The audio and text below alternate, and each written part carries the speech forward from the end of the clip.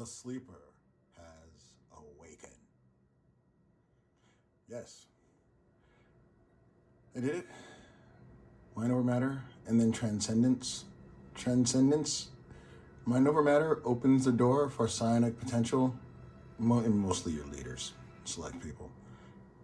But transcendence, the minute you do it, it unlocks psionic potential in everyone in your empire, every species in your empire.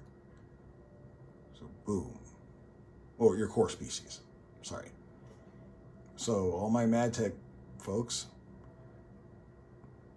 are now psionics. Just a little progress update. Things have been going fairly well. I closed out the diplomacy tree. Diplomacy is very, very important, as we've talked about before, for getting envoys, but it's also gives you a nice boost to trade because it does three things. It increases your trade value, it reduces your market fee, and it also provides a boost to protection for your trade routes. And this, my friends, is what I was waiting for. The beginning of the Shroud Quest storyline. Like a muffled whisper in a dark room, the Shroud calls to us from within our minds. It is a primordial realm of pure psychic energy that came into being at the dawn of time. All creatures that have been gifted with psionic abilities tap into the Shroud in some way to draw power, even if only subconsciously. Since our transcendence, we have begun to see the Shroud with greater clarity. There are patterns where once even our strongest telepaths could see only a formless mass of swirling energy. There are other things as well. Spirits of a sort that gaze back on us from the other side. Some things with curiosity, sometimes with kindness, and sometimes with malice. We are still in the process of learning the extent of our new powers. But it may be possible for us to commune with these spirits. It will require the combined efforts of our most powerful telepaths. But we must explore the Shroud. So that's pretty cool. And as I was saying, that's a pretty good diplomacy is a fourth that I like because by this time you're definitely in contact with other species. You have things like Big Market and the Galactic Community, aka the Senate and the Galactic Market, respectively. And depending on how you've been focusing your resource gathering efforts, like whether or not you've actually focused more on Unity and have traveled through this more quickly, this is about where you should be. I mean, it's only the year 2363. Babylon 5. It's only the year 2363. So I still have a lot of time to go. And this is an interesting decision point because what do I pick as my next tradition? And this is really when it starts coming down to what is your style of gameplay? What are you trying to do at this point in your game? And I'm approaching the midpoint. I'm still at the beginning when I'm approaching the midpoint. Empire Sprawl, not an issue anymore for a number of reasons. I've enacted a number of different technologies. I have an edict my edict is diplomatic. I actually decided not to enact the one that would actually help with Empire Sprawl. Because if you enact, the more edicts you enact, you actually then incur more Empire Sprawl. So it's a little bit of a circular thing. And so I keep my edicts normally to one. And that one is diplomatic grants, which gives me another envoy, which I think I've talked about before. but my Empire Sprawl now is well beneath my administrative capacity. And so that penalty that you may have seen in the last video is gone. All those penalties are gone. And I've still been able to start putting branch offices in my neighbor's, one of my neighbors' empires. And there you can see right there the corporate embassy building and the bonus it gives you. Corporate empire modifiers, a diplomatic weight from economy. So what that means is it takes your economy score and you apply the bonus to the economy score. I wrote the math out in my last post, so please check that out.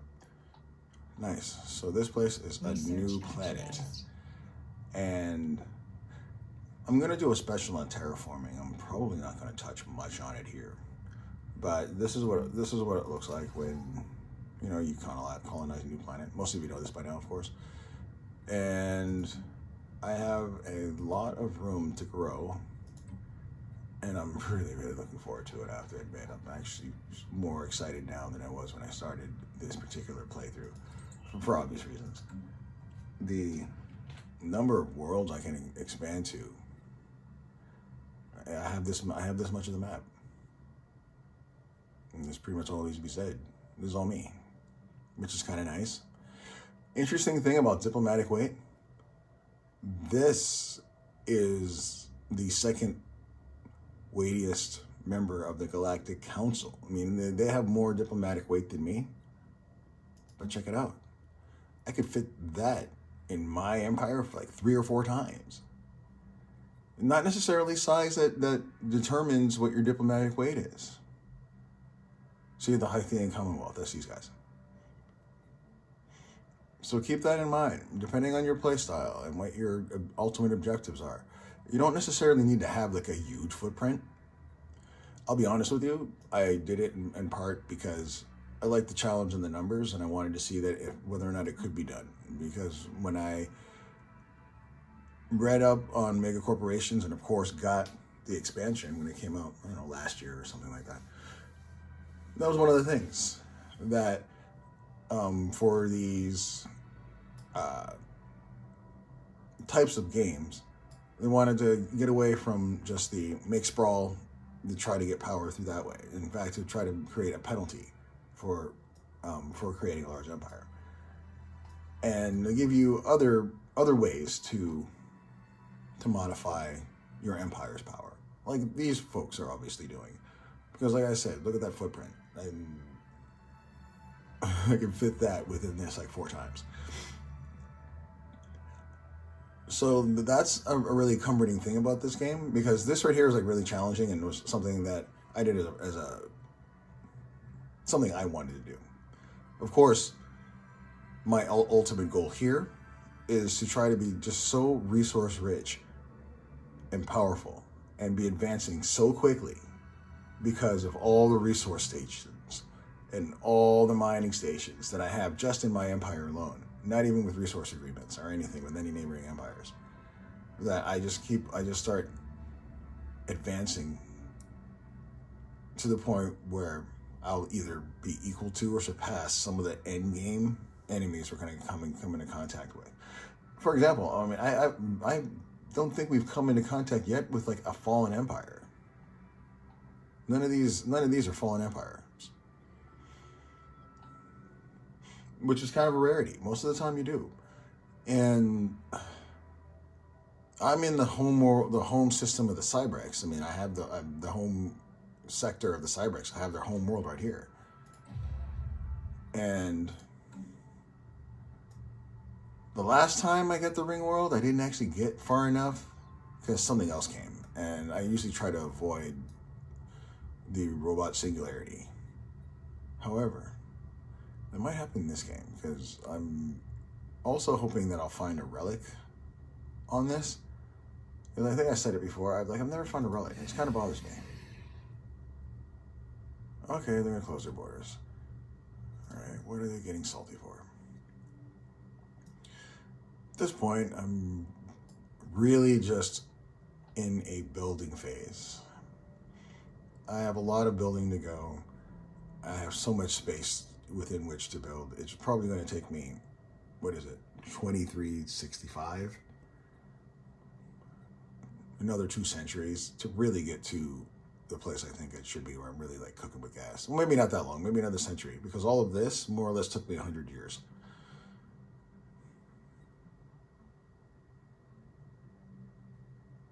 The game starts in 2220. It's 2365 now.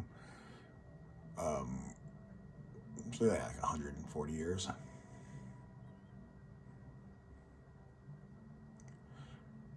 Anyway, I don't want to meander too long because I don't feel like I have enough going on right now to talk about. I can terraform worlds, which I'm looking forward to, but until I'm in a place to really start doing that, I'm not going to do a special on Terra. I'm not going to do an episode on terraforming. But I did want to give you all an update and let you know that things are progressing apace. And MadTech is going to win the race. Because the sleeper has awakened.